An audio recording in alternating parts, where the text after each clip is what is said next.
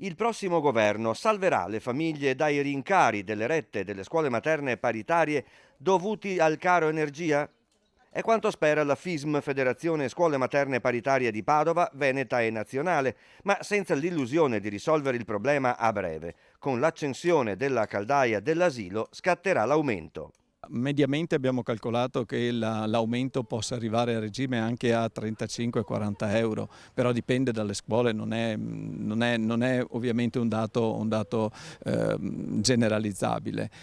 Comunque è un dato importante e noi siamo molto preoccupati per questo, perché o ci aiutano le amministrazioni, quindi dal comune alla regione e allo Stato, oppure dovranno intervenire direttamente le famiglie.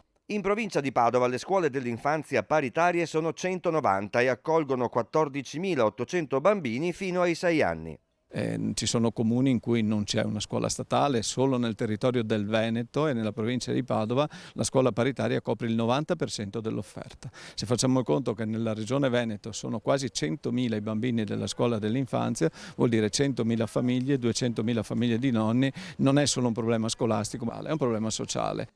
Un foglio di impegno a risolvere i molti problemi delle scuole paritarie viene consegnato durante questa campagna elettorale ai candidati al Parlamento. Molti di loro sono sindaci ed ex sindaci. Siccome noi facciamo parte del sistema integrato pubblico scolastico, avremmo la pretesa, vorremmo, visto che lo dice una legge ben specifica, che ci fosse la gratuità per le nostre scuole. Quindi chiediamo innanzitutto che si impegnino ad aumentare quelli che sono i fondi per lo 0,6 in modo da azzerare questa retta.